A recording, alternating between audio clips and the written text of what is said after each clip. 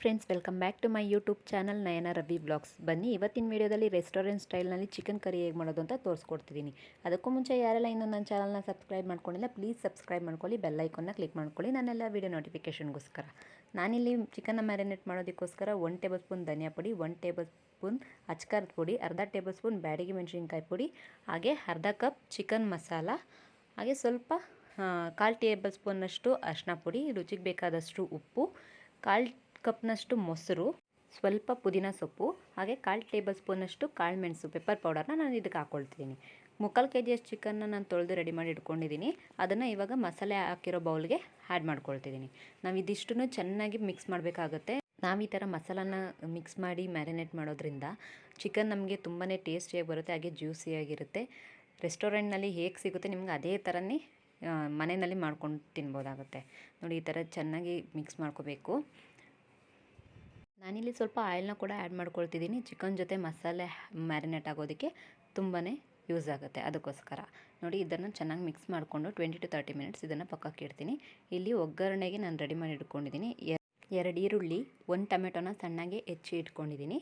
ಹಾಗೆ ಸ್ವಲ್ಪ ಕೊತ್ತಂಬರಿ ಸೊಪ್ಪು, 3 ಇಂದ 4 ಹಸಿಮೆಣಸಿನ್ಕಾಯಿ, 2 ಟೇಬಲ್ ಸ್ಪೂನಷ್ಟು ಶುಂಠಿ ಬೆಳ್ಳುಳ್ಳಿ ಪೇಸ್ಟು, ಸ್ವಲ್ಪ ಕಸೂರಿ ಮೇಥಿ, ಇಷ್ಟನ್ನು ನಾನು ಎತ್ತಿಟ್ಕೊಂಡಿದ್ದೀನಿ.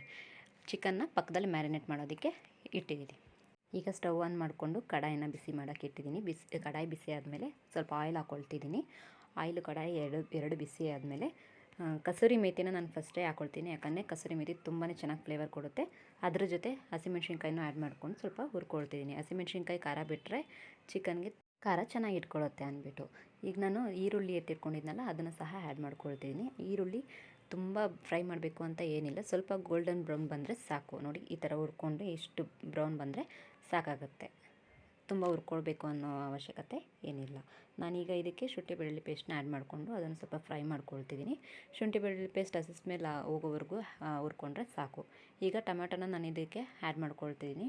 ಟೊಮೆಟೊನೂ ಅಷ್ಟೇ ಸ್ವಲ್ಪ ಸಾಫ್ಟ್ ಆದರೆ ಸಾಕು. ಚಿಕನ್ ಜೊತೆ ಸ್ವಲ್ಪ ಬೇಯುತ್ತೆ, ಅದಕ್ಕೋಸ್ಕರ ತುಂಬ ಬೇಯಿಸಬೇಕು ಅನ್ನೋ ಅಂಥದ್ದು ಏನಿಲ್ಲ. ನೋಡಿ, ಈ ಥರ ಸಾಫ್ಟ್ ಆದರೆ ಸಾಕು.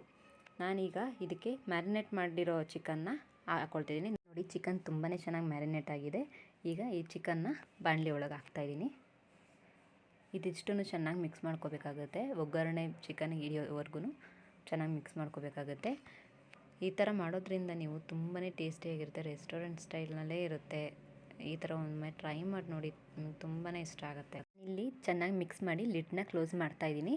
ಲಿಡ್ನ ಕ್ಲೋಸ್ ಮಾಡಿ ಚಿಕನ್ನ ಬೇಯೋದಕ್ಕೆ ಬಿಡ್ತಾಯಿದ್ದೀನಿ. 15 to 20 ನಿಮಿಷ ಈ ಚಿಕನ್ನ ಬೇಯಿಸಿದ್ರೆ ಸಾಕಾಗುತ್ತೆ. ಹಾಗೆ 5 ನಿಮಿಷಕ್ಕೊಮ್ಮೆ ಲಿಡ್ನ ಓಪನ್ ಮಾಡಿ ನಾವು ಮಿಕ್ಸ್ ಮಾಡಬೇಕಾಗುತ್ತೆ. ಯಾಕಂದರೆ ತಳ ಹಿಡಿದು ಬಿಡುತ್ತೆ ಅನ್ನೋದಕ್ಕೋಸ್ಕರ. ನಾನು ಕೂಡ ಹಾಗೆ 5 ನಿಮಿಷ ಆದ ನಂತರ ಲಿಡ್ನ ಓಪನ್ ಮಾಡಿ ಈ ಥರ ಕ್ಲೀನಾಗಿ ಮಿಕ್ಸ್ ಮಾಡ್ಕೊಳ್ತಿದ್ದೀನಿ. ನೋಡಿ, ಆಯಿಲ್ ಕ್ಲೀನಾಗಿ ಬಿಡ್ತಿದೆ, ಚಿಕನ್ ಎಷ್ಟು ಚೆನ್ನಾಗಿ ಬೇಯ್ತಿದೆ ಅಂದ್ಬಿಟ್ಟು ನೀವೇ ನೋಡ್ತಿರ್ಬೋದು. ಈಗ ನಾನು ಇವಾಗ ಬೇಯೋ ಟೈಮಲ್ಲೇ ನಾನು ಸ್ವಲ್ಪ ಕೊತ್ತಂಬರಿ ಸೊಪ್ಪನ್ನ ಆ್ಯಡ್ ಮಾಡ್ಕೊಳ್ತೀನಿ. ಕೊತ್ತಂಬರಿ ಸೊಪ್ಪು ಚಿಕನ್ ಜೊತೆ ಆ್ಯಡ್ ಆದರೆ ತುಂಬಾ ಫ್ಲೇವರ್ ಚೆನ್ನಾಗಿ ಕೊಡುತ್ತೆ ನಮಗೆ. ಹಾಗೆ ಇದನ್ನು ಸ್ವಲ್ಪ ಮಿಕ್ಸ್ ಮಾಡಿ ಬೇಯೋದಕ್ಕೆ ಬಿಡ್ತಾಯಿದ್ದೀನಿ. ಮಿಕ್ಸ್ ಮಾಡಿ ಮತ್ತೆ ನಾನು ಲಿಡ್ನ ಕ್ಲೋಸ್ ಮಾಡ್ತಾಯಿದ್ದೀನಿ.